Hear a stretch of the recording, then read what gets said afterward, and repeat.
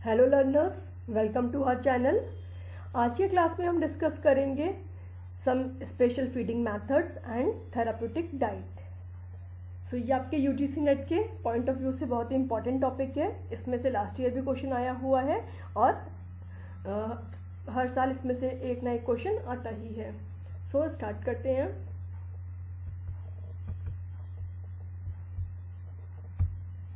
सबसे पहले हम देख लेते हैं डिफरेंट टाइप्स की थेराप्यूटिक डाइट।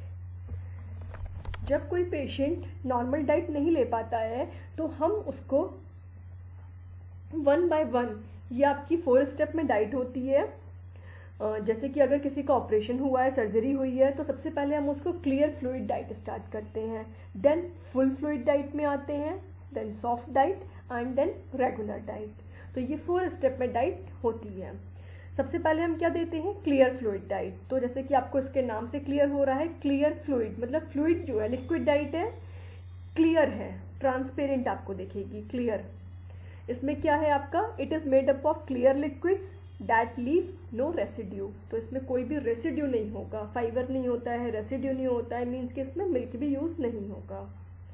गैस फॉर्म नहीं करेगा, स्टिमुलेट नहीं करेगा पेरिस्टल्टिक मूवमेंट को, इरिटेट नहीं करेगा स्टमक में।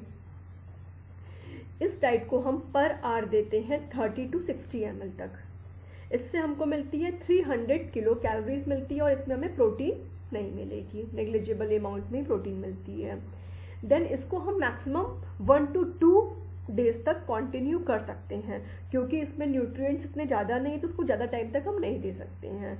इसके एग्जांपल्स हो गए लाइक बार्ले वाटर, जो यहाँ पे भी आपको क्लियर लिक्विड दिख रहा है, बार्ले वाटर, दाल वाटर, एकदम स्ट्रेन करके देना है दाल का वाटर, बिल्कुल भी उसमें फाइबर नहीं आना चाहिए।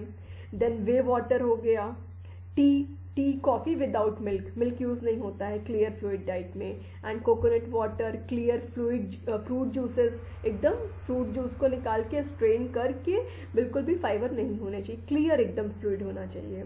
तो एग्जाम्स में आपसे बहुत बार एग्जाम्पल दे देगा और पूछेगा कि ये किस डाइट का एग्जाम्पल है, ऐसे आता है। तो यहाँ पे आपको 300 कैलोरीज ऑलमोस्ट मिल रही है पर सर्विंग।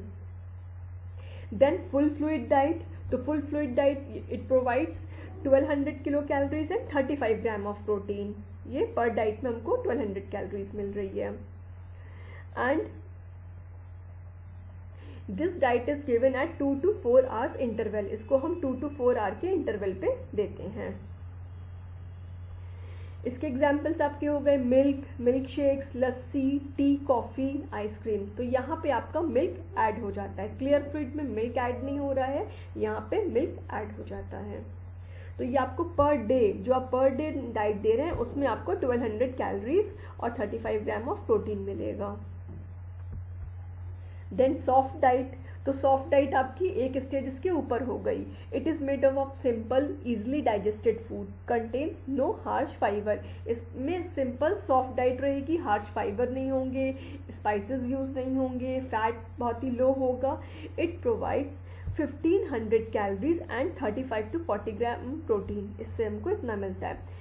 देन आपका एग्जाम्पल इसके क्या हो गए, सॉफ्ट डाइट में से दलिया, खीर, custard, pudding, fruits, ripe fruits हो गए ना, जैसे बनाना, एप्पल को भी दे सकते हैं इसमें, उसको हल्का सा स्टीम करके फिर उसके पील ऑफ करके ऐसे दे सकते हैं। देन रेगुलर डाइट, अब ये नॉर्मल रेगुलर डाइट हो गई, पर अभी भी हम इसमें भी बहुत स्पाइसेस वगैरह ऐड नहीं करेंगे, लाइक चपाती, दाल, हल्का राइस दे सकते हैं। तो ये हल्की डाइट अभी रहेगी। इसके बाद फिर नॉर्मल डाइट पेशेंट स्टार्ट कर देता है जब उसकी पूरी रिकवरी हो जाती है।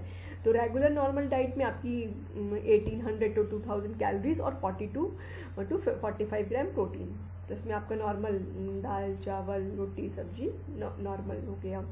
तो ये डिफरेंट टाइप्स की आपकी थेराप्यूटिक डाइट्स हो गई। सबसे पहले हम क्लियर फ्लूइड डाइट देंगे, इसमें मिल्क यूज़ नहीं होगा, ये आपको बिल्कुल याद रखना है कि मिल्क यूज़ नहीं होगा। क्लियर मीन्स कि क्लियर मतलब हमको दिख रहा है तो मिल्क यूज़ नहीं होगा। देन फुल फ्लूइड में मिल्क यूज़ हो गया आपका। Then soft diet and regular diet. अब ये तो हो गया कि पेशेंट मतलब नॉर्मली माउथ के थ्रू फूड ले रहा है।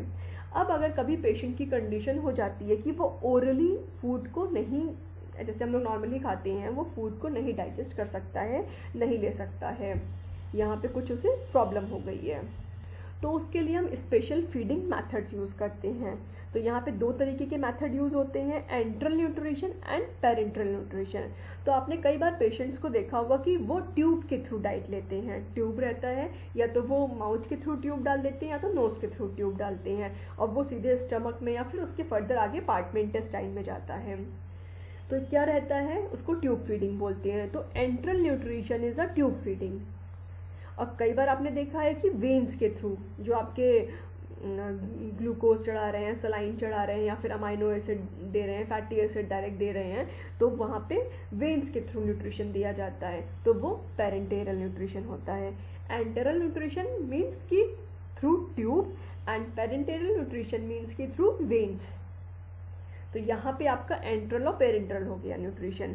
अब एंट्रल के भी फर्दर पार्ट्स होते हैं एंड पेरेंटल के भी फर्दर पार्ट्स होते हैं।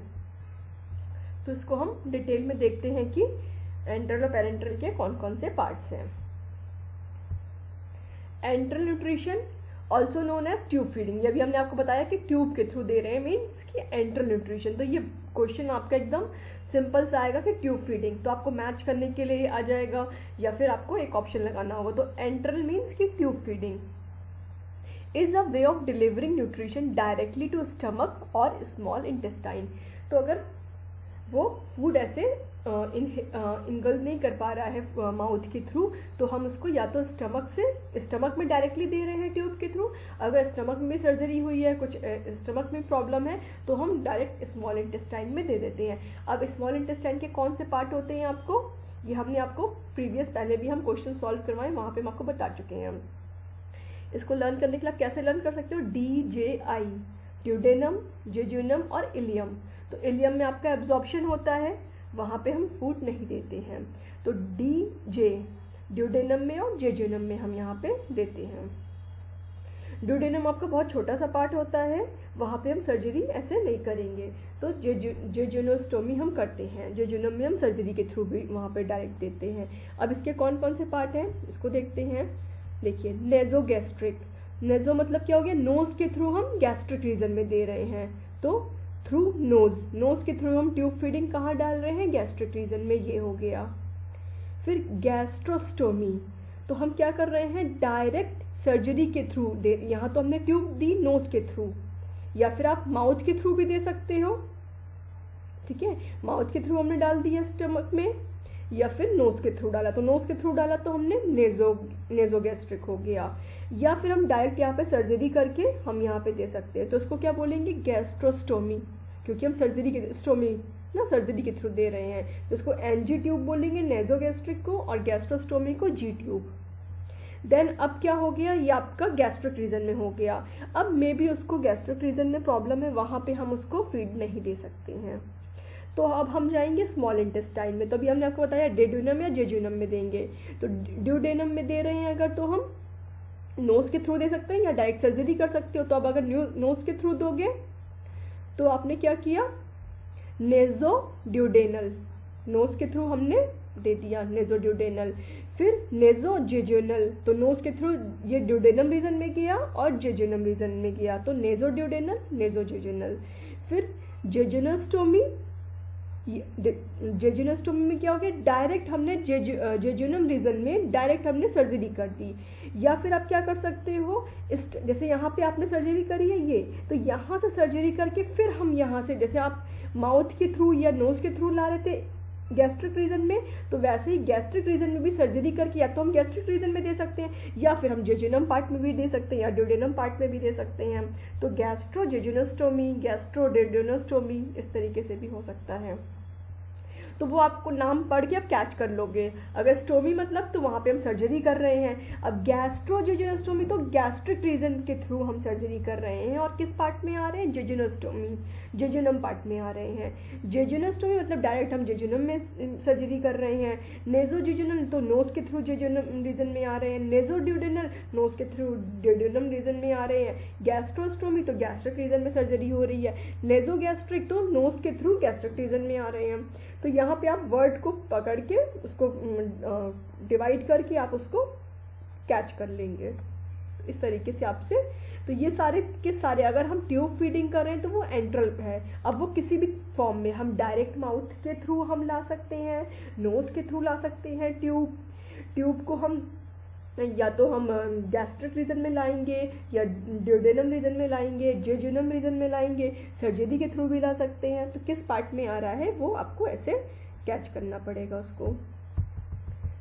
देन अब जैसे आपका हमने बताया कि एक आपका हो गया गैस्ट्रिक रीजन में, एक होगा आपका इंटेस्टाइन रीजन में। या तो हम गैस्ट्रिक रीजन में दे सकते हैं या हम इंटेस्टाइन में देंगे। तो जो हम गैस्ट्रिक रीजन में दे रहे हैं उसको हम बोलेंगे इन गैस्ट्रिक इंट्यूबेशन ना, हम ट्यूब उसमें डाल रहे हैं तो गैस्ट्रिक रीजन में। A gastric tube is inserted through the nose or mouth to the stomach. अभी हमने आपको ये एक्सप्लेन किया कि हम या तो नोज के थ्रू या तो माउथ के थ्रू हम स्टमक में ट्यूब इंसर्ट करें। तो ये क्या हो गया, इन गैस्ट्रिक इंट्यूबेशन। अब अगर हम कर रहे हैं इंटेस्टाइन में भी आप नोज के थ्रू कर सकते हो, माउथ के थ्रू कर सकते हो, या डायरेक्ट सर्जरी डेड्यूनम पार्ट में, जेजुनम पार्ट में कर सकते हो, या फिर आप गैस्ट्रिक रीजन में सर्जरी, यहाँ पे सर्जरी करके फिर भी हम यहाँ पे ला सकते हैं। तो इसके 5 क्राइटेरिया हो गए। आपने नोज के थ्रू दिया, माउथ के थ्रू दिया, फिर या तो आप डायरेक्ट सर्जरी कर रहे हो या आपने स्टमक में सर्जरी करके फिर आप डेड्यूनम या जेजुनम पार्ट में आ गए। तो इसको क्या बोलेंगे, ट्रांसपाइलोरिक इंट्यूबेशन। ट्रांसपाइलोरिक क्या हुआ, जो ये आपका स्टमक का जो लोअर पोर्शन हो गया इसको पाइलोरिक बोलते हैं, पाइलोरिक रीजन। तो ये क्या हो गया आपका ट्रांसपाइलोरिक। इसके बाद का हुआ तो ट्रांसपाइलोरिक इंट्यूबेशन, ठीक है। पाइलोरिक रीजन के बाद हम ट्यूब इंसर्ट कर रहे हैं तो ट्रांसपाइलोरिक रीजन हो गया ये। तो a transpyloric tube is inserted through the nose or mouth through the pylorus into the duodenum or jejunum. तो ये ट्रांसपाइलोरिक हो गया। क्लियर? नहीं क्लियर हुआ तो आप मेरे को कमेंट सेक्शन में बताइए, और अगर आपको क्लासेस समझ में आ रहे हैं तो आप प्लीज़ मेरे को कमेंट करके बताइए, और अगर आपको अच्छे लग रहे हैं तो आप लाइक करिए, शेयर करिए।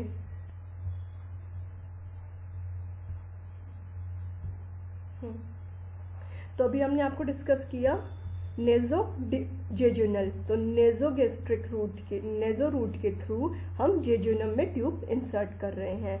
देन गैस्ट्रोजेजुनोस्टोमी, तो गैस्ट्रिक रीजन में सर्जरी करके फिर हम जेजुनम में इंसर्ट कर रहे हैं ट्यूब। यहाँ पे जेजुनोस्टोमी, तो डायरेक्ट हम जेजुनम में सर्जरी करके ट्यूब इंसर्ट कर रहे हैं। तो यहाँ पे जेजुनम में इंसर्ट करने के आपके 3 तरीके हो गए, नेजो नोज के थ्रू, फिर गैस्ट्रिक रीजन में सर्जरी करके, और डायरेक्ट हम जेजुनम में सर्जरी करके कर रहे हैं। तो इस तरीके से हम, ये सब ट्यूब फीडिंग है आपके। देन पेरेंटल न्यूट्रिशन, तो parental nutrition a form of nutrition that is delivered into a when, इसको हम वेन में डिलीवर करते हैं। Parental therapy has 2 form. Parental अब क्या हो गया, वेन में आप कर रहे हो तो वेन में 2 तरीके से कर सकते हैं, या तो आप पेरिफेरल वेन यूज़ कर रहे हो या फिर आप सेंट्रल वेन यूज़ कर रहे हो, लाइक सुपीरियर वेना कावा, ये सब हो गए। तो इस तरीके से पेरिफेरल पेरेंटल न्यूट्रिशन, इसको पीपीएन बोलते हैं, एंड टोटल पेरेंटल न्यूट्रिशन या सेंट्रल पेरेंटल न्यूट्रिशन, ये आप इसमें सेंट्रल वेन यूज़ कर रहे हो। इन दोनों में मेन डिफरेंस क्या हो गया, पीपीएन और टीपीएन में या सीपीएन में, रूट ऑफ डिलीवरी, कि आप पेरिफेरल वेन यूज़ कर रहे हो, सेंट्रल वेन। पेरिफेरल वेन में हम कैथेटर लगाएंगे और यहाँ पे सेंट्रल वेन में कैथेटर लगाएंगे।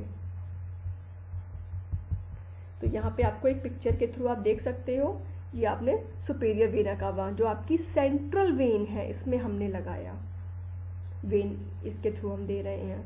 तो ये क्या हो गया, टोटल पेरेंटल न्यूट्रिशन या सेंट्रल पेरेंटल न्यूट्रिशन। और इसके पहले हमने आपको डिस्कस किया था, अब आप इस पिक्चर को आप बहुत क्लियरली समझ पाओगे। TPN total parental nutrition, PPN इसमें हम पेरिफेरल वेन के थ्रू दे रहे हैं। तो ये दोनों आपके पेरेंटल न्यूट्रिशन हो गए। पीपीएन पेरिफेरल वेन के थ्रू हम दे रहे हैं, और टीपीएन सेंट्रल, जब बहुत ही लॉन्ग टाइम के लिए हमें देना होता है वेन के थ्रू तो हम टीपीएन के थ्रू देते हैं, या फिर कंसनट्रेट फॉर्म में देना है, उसका विस्कस है तो यहाँ पे पीपीएन यूज होगा। देन ये सारे आपके क्या हो गए, enteral nutrition. Nasogastric tube, nose के थ्रू गैस्ट्रिक रीजन में, गैस्ट्रोस्टोमी गैस्ट्रिक रीजन में सर्जरी के थ्रू, जेजुनोस्टोमी जेजुनम में सर्जरी के थ्रू, नेजोजेजुनल नोज के थ्रू आ रहा है जेजुनम में, नेजोड्यूडेनल नोज के थ्रू डेड्यूनम में आ रहा है। तो इस तरीके से आप इसको नाम पढ़ के कैच कर लोगे। अब ड्यूडेनम रीजन बहुत छोटा तो इसलिए वहाँ पे सर्जरी नहीं होती है। हमने गैस्ट्रिक रीजन में करी या फिर ड्यूडेनम या फिर जेजुनम में करी, ड्यूडेनम में हम सर्जरी नहीं करते हैं। तो ये आपका पूरा टोटल टॉपिक हो गया, स्पेशल फीडिंग मेथड्स और थेराप्यूटिक, डिफरेंट टाइप के थेराप्यूटिक डाइट्स, ये हमने 4 डाइट्स डिस्कस करें, और स्पेशल फीडिंग मेथड जब वो ओरली फूड नहीं ले पाएगा, प्रॉब्लम है, कोई सर्जरी हुई है, तो हम ट्यूब के थ्रू देते हैं या वेन्स के थ्रू देते हैं। ट्यूब के थ्रू दे रहे हैं तो एंट्रल, और वेन्स के थ्रू दे रहे हैं तो पेरेंटल। अब हम पेरेंटल में भी 2 पार्ट में डिवाइड कर दिया, अगर सेंट्रल वेन है तो central peripheral, central parental nutrition, और अगर पेरिफेरल वेन है तो पेरिफेरल पेरेंटल न्यूट्रिशन। क्लियर? अब हम कुछ क्वेश्चन सॉल्व कर लेते हैं जो आपके एग्जाम में आए हुए हैं। लाइक आपका ये क्वेश्चन यूजीसी नेट के हैं, when the food is directly given in the when it is called, क्या होगा, वेन्स के थ्रू दे रहे हैं तो पेरेंटल न्यूट्रिशन, और अगर हम ट्यूब के थ्रू दे रहे हैं तो enteral nutrition. Nasogastric nutrition, nasogastric tube nutrition होगा तो वो भी हो सकता है, तो यहाँ पे पेरेंटल न्यूट्रिशन हो गया क्योंकि वेन्स के थ्रू दे रहे हैं। अब अगर पूछेगा सेंट्रल वेन है तो total parental nutrition, peripheral when है तो पेरिफेरल पेरेंटल न्यूट्रिशन, ये भी क्वेश्चन आते हैं। यहाँ से बहुत तरीके से क्वेश्चन फ्रेम। अब ये इस बार नया क्वेश्चन इन्होंने दिया था, एग्जाम्पल्स ऑफ ट्रांसपाइलोरिक फीडिंग आर। तो ट्रांसपाइलोरिक हमने आपको क्या बताया अभी, ट्रांसपाइलोरिक आपका ये रीजन है, तो गैस्ट्रिक रीजन के बाद का जितना भी होगा जेजुनम में और ड्यूडेनम में, वो सारा आपका ट्रांसपाइलोरिक में आएगा, और अगर इस रीजन का कहीं पे भी बात हो रही है तो वो आपका गैस्ट्रिक इंट्यूबेशन में आएगा। तो बस अब आपका ये क्वेश्चन बहुत ही सिंपल हो गया, आप सॉल्व कर सकते हैं। देखिए, नेजोगैस्ट्रिक ट्यूब, नेजोगैस्ट्रिक मतलब नोज के थ्रू गैस्ट्रिक रीजन में आ रहा है, तो ये तो ट्रांसपाइलोरिक हुआ नहीं क्योंकि अभी ये उसके ऊपर की बात हो रही है। नेजो ड्यूडेनल, तो ड्यूडेनल में आ रहा है तो ट्रांसपाइलोरिक रीजन के, पाइलोरिक रीजन के बाद आ रहा है तो ट्रांसपाइलोरिक रीजन हो गया, तो बी आपका करेक्ट हो गया। देन नेजो जेजुनल, तो जेजुनल भी आपका क्या हुआ, पाइलोरिक रीजन के बाद आया ना, स्मॉल इंटेस्टाइन। ड्यूडेनम, जेजुनम ये स्मॉल इंटेस्टाइन का पार्ट है तो ये पाइलोरिक रीजन के बाद आ रहा है, ये भी करेक्ट हो गया। अब गैस्ट्रोस्टोमी, तो ये तो होगा नहीं, तो क्योंकि पाइलोरिक रीजन के ऊपर है, हम गैस्ट्रिक रीजन में सर्जरी कर रहे हैं तो डी कैंसिल। देन जेजुनोस्टोमी, तो जेजुनम में हम सर्जरी के थ्रू दे रहे हैं, तो आपका क्या हो गया, बी, सी एंड ई। आप ऑप्शन देख लीजिए, B, C and E. Nasogastric, gastric region इसमें नहीं होगा, गैस्ट्रोस्टोमी दोनों गैस्ट्रिक रीजन है, तो ए और डी नहीं होगा। So answer second is correct. I think कि आपको ये क्वेश्चन बहुत ही क्लियर हो गया होगा। अब आपको, आई होप कि आप यहाँ से सारे क्वेश्चन कर पाएंगे, पूरा टॉपिक आपको क्लियर हो चुका है। कुछ डाउट्स है आप मेरे को कमेंट सेक्शन में बता सकते हैं, और अगर आपको, प्लीज़ आप लाइक करिए, शेयर करिए, मुझे भी मोटिवेशन मिलेगा। ज़्यादा से ज़्यादा लाइक आएंगे तो मैं ज़्यादा से ज़्यादा टॉपिक्स और क्लियर करूँगी आपको, और कोशिश है कि आपका क्वेश्चन पेपर भी हम सॉल्व करते हैं, जैसे ही मेरे को टाइम मिलता है हम क्वेश्चन पेपर भी सॉल्व करेंगे। पर प्लीज़ आप लाइक करिए, कमेंट्स करिए, ताकि मैं और आपके लिए कुछ काम करूँ। ओके, मिलते हैं नेक्स्ट क्लास में, गुड बाय।